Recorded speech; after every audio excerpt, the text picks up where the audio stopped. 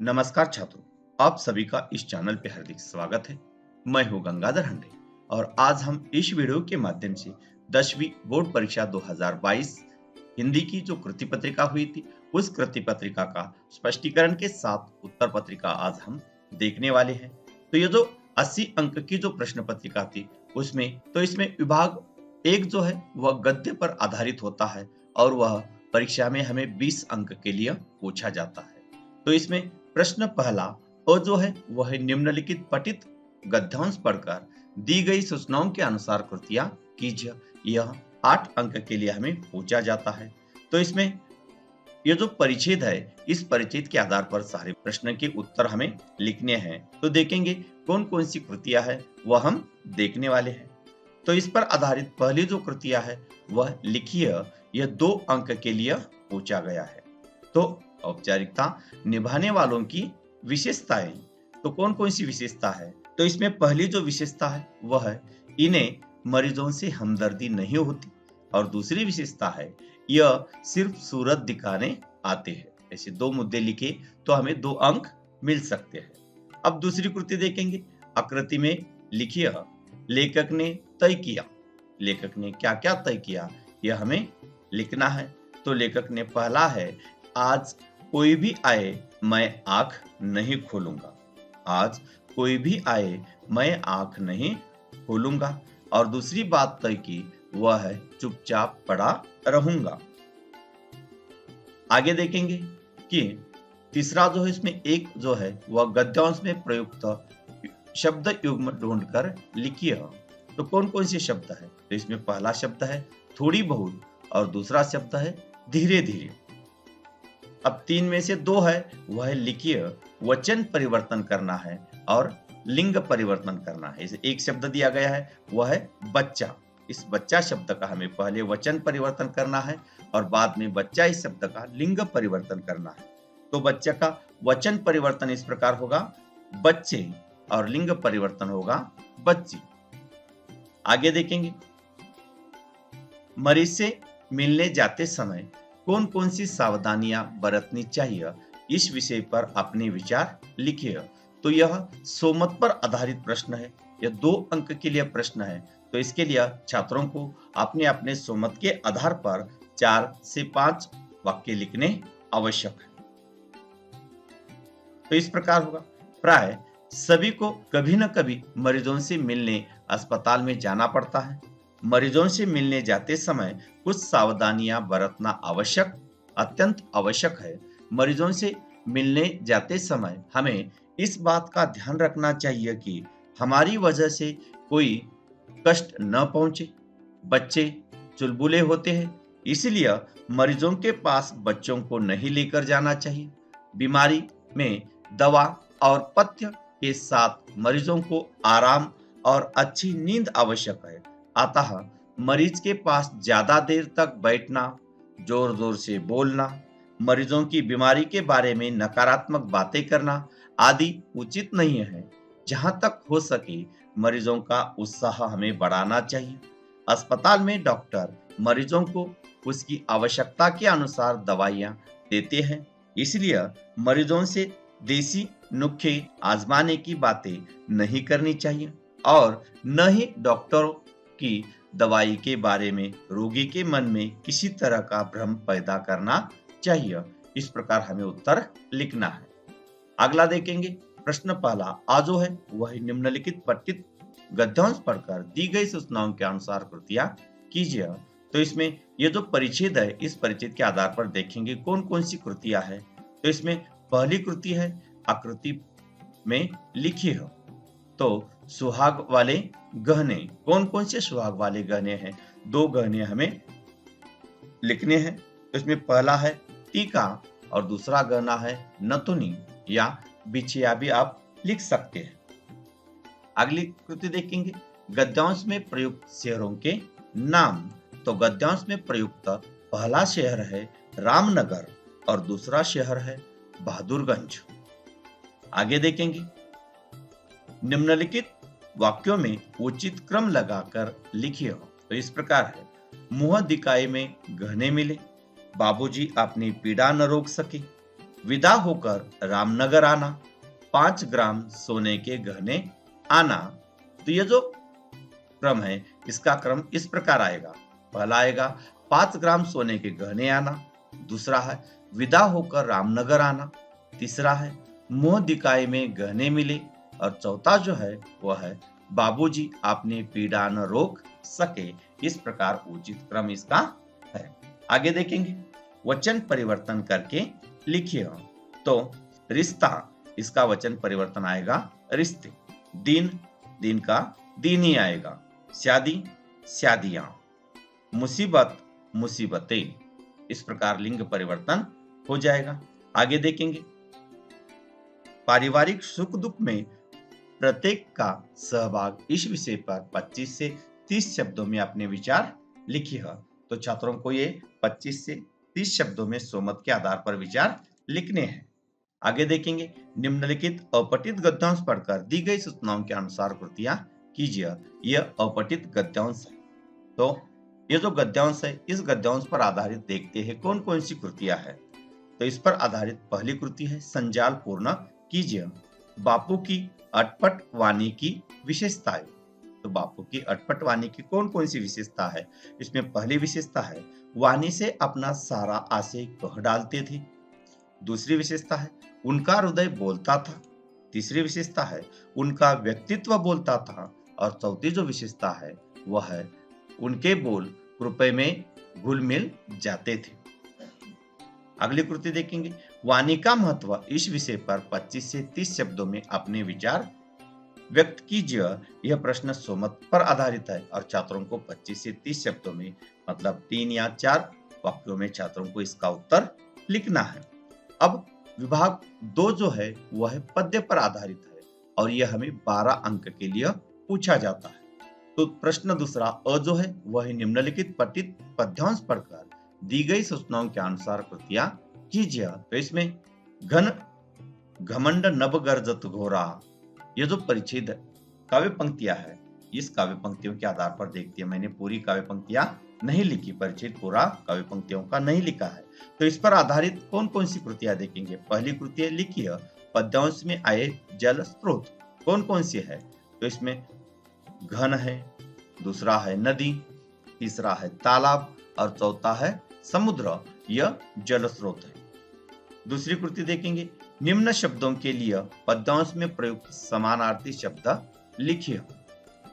तो पद्यांश में प्रयुक्त समानार्थी शब्द गगन, इसका समानार्थी शब्द है नभ। पर्वत, इसका समानार्थी शब्द है गिरि। बिजली, इसका समानार्थी शब्द है दामिनी। और दुष्ट, इसका समानार्थी शब्द है खल। आगे देखेंगे, उपर्युक्त पद्यांश की अंतिम 4 पंक्तियों का सरल अर्थ 25 या 30 शब्दों में लिखिए। तो इसका अर्थ इस प्रकार होगा, छोटी नदियां वर्षा के जल से भरकर अपने किनारों को तोड़ती हुई आगे बढ़ती जा रही है। जैसे मामूली धन पाकर कोई दुष्ट लोग इतराने लगते हैं, यानी मर्यादा का त्याग कर देते हैं। पृथ्वी पर गिरते ही पानी गेंदला हो जाता है, मानो प्राणी से माया लिपट गई हो। और आगे है, वर्षा का पानी एकत्र होकर तालाबों में भर रहा है। जैसे एक एक कर सद्गुण सज्जन व्यक्तियों के पास चले जाते हैं, नदी का पानी समुद्र में जाकर इसी प्रकार स्थिर हो जाता है, जिस प्रकार जीव हरि मतलब ईश्वर को प्राप्त कर अचल हो जाते हैं। इस प्रकार सरल अर्थ आप लिख सकते हैं। अगले देखेंगे, निम्नलिखित पठित गद्यांश पढ़कर दी गई सूचनाओं के अनुसार कृतियां कीजिए। तो ये जो पद्यांश है, पठित पद्यांश, इस पर आधारित देखेंगे कौन कौन सी कृतियां है। तो पहली कृतियां है उचित जोड़ियां मिलाकर लिखिए।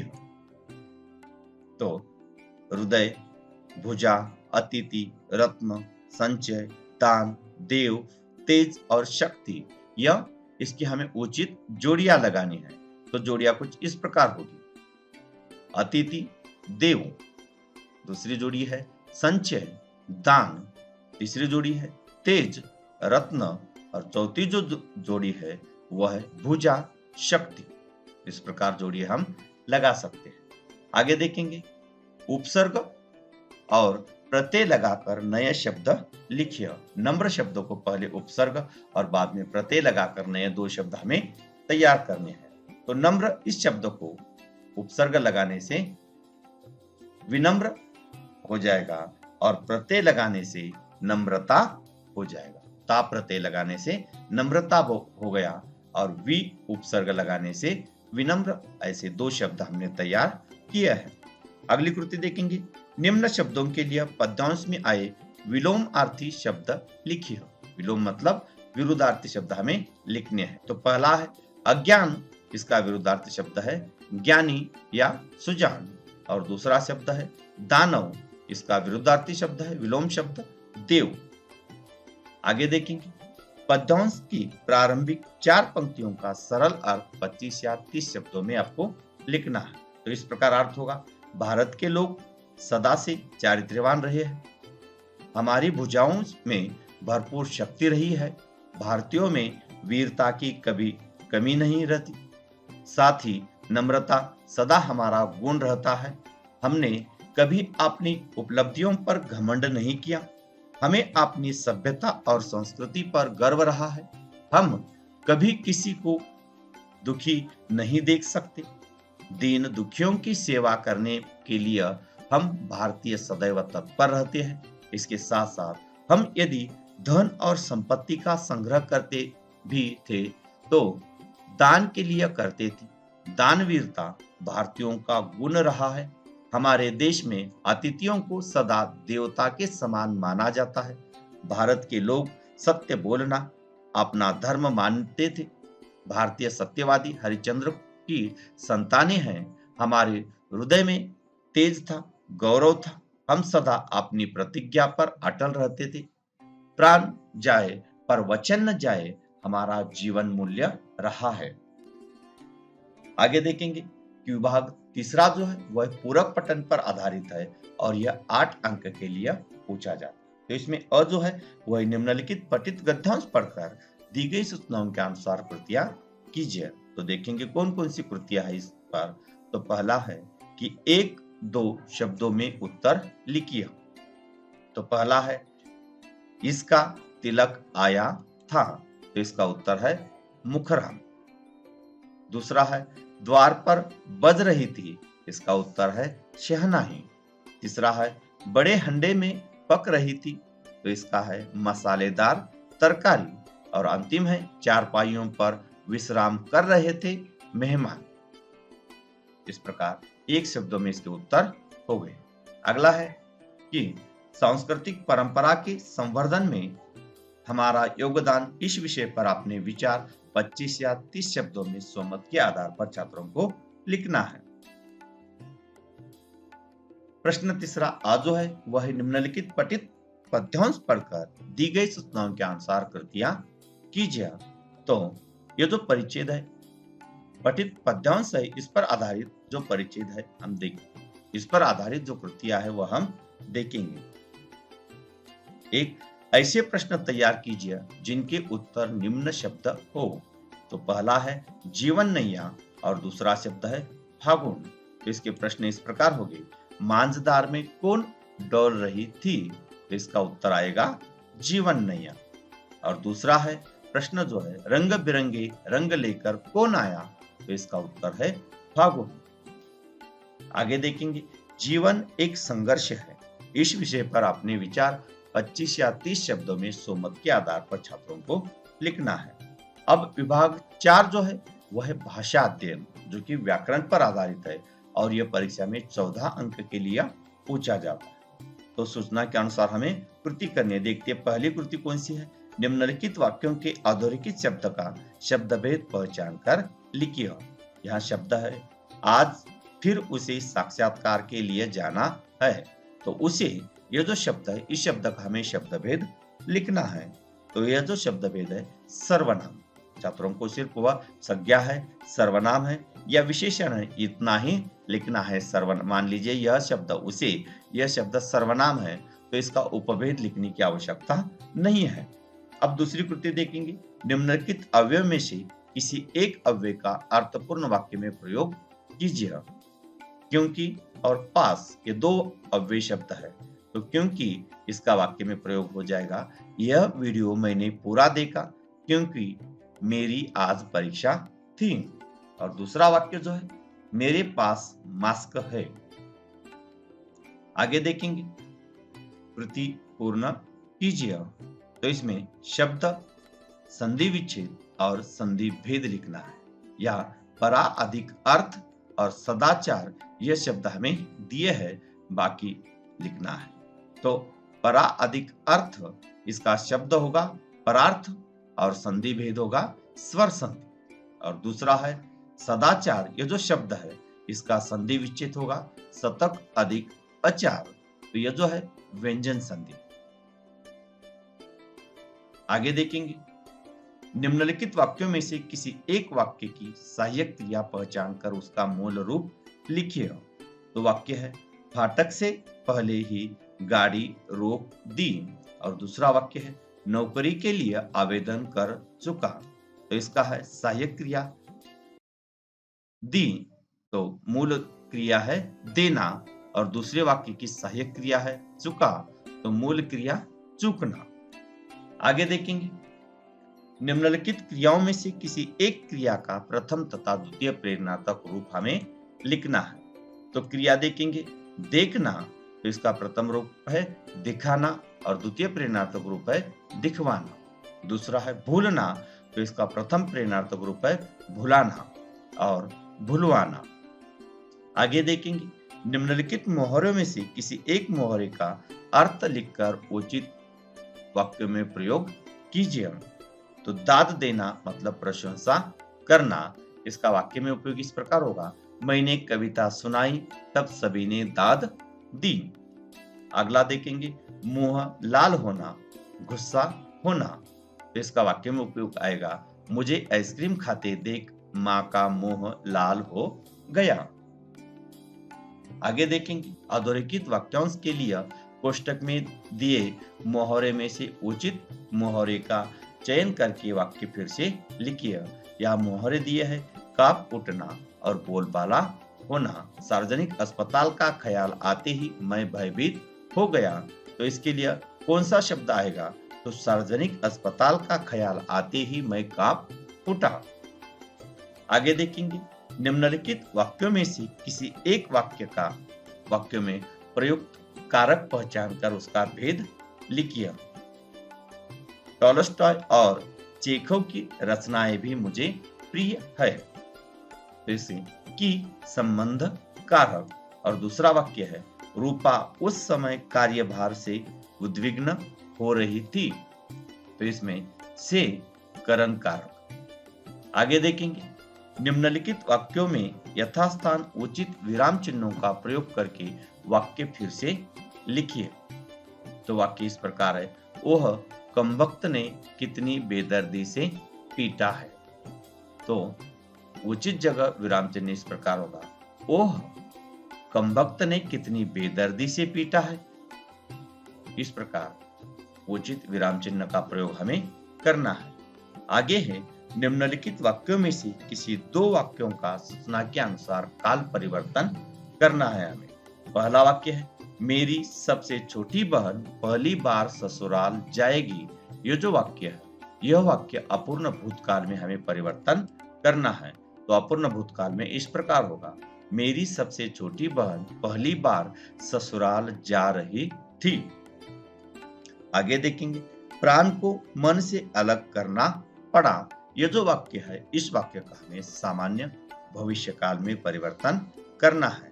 तो इस प्रकार होगा, प्राण को मन से अलग करना पड़ेगा। अगला वाक्य देखेंगे, इसने मुझे बहुत प्रभावित किया। यह जो वाक्य है, इस वाक्य का पूर्ण वर्तमान काल में हमें परिवर्तन करना है। तो इस प्रकार हो जाएगा, इसने मुझे बहुत प्रभावित किया है। आगे देखेंगे, निम्नलिखित वाक्यों का रचना के आधार पर भेद पहचान कर लिखिए। वाक्य इस प्रकार है, बाबूजी का एक तरीका था जो अपने आप आकर्षित करता था। तो यह जो वाक्य है, यह वाक्य मिश्र वाक्य है। 10 में से दूसरा जो है वह निम्नलिखित वाक्यों में से किसी एक वाक्य का कोष्टक में दी गई सूचनाओं के अनुसार परिवर्तन हमें करना है। तो इस प्रकार पहला वाक्य है, लिखने से पहले तो मैंने पढ़ना शुरू किया था। ये जो वाक्य है निषेधार्थक वाक्य में हमें परिवर्तन करना है। तो इस प्रकार होगा, लिखने से पहले तो मैंने पढ़ना शुरू नहीं किया था। आगे देखेंगे, क्या लोग पहाड़ों पर घूमने का शौक रखते हैं? विधानार्थक वाक्य है। इस प्रकार आएगा, लोग पहाड़ों पर घूमने का शौक रखते हैं। आगे देखेंगे, निम्नलिखित वाक्यों में से किसी दो वाक्यों को शुद्ध करके वाक्य फिर से लिखिए। तो इस प्रकार पहला जो वाक्य है, पिताजी ने आंदोलनों से भाग लेने से रोकी। तो यह जो वाक्य है वाक्य शुद्धिकरण इस प्रकार होगा, पिताजी ने आंदोलनों में भाग लेने से रोका। अगला वाक्य देखेंगे, यह पसीना किस लिए बहाई है? तो ये जो है वाक्य शुद्धिकरण इस प्रकार होगा, वह पसीना किस लिए बहाया है। तीसरा वाक्य है, मैं ड्राइवर से बुला लाए। तो ये जो वाक्य है इस प्रकार होगा, मैं ड्राइवर को बुला लाया। तो बच्चों, ऐसी अलग अलग वीडियो देखने के लिए चैनल को सब्सक्राइब कीजिए। धन्यवाद।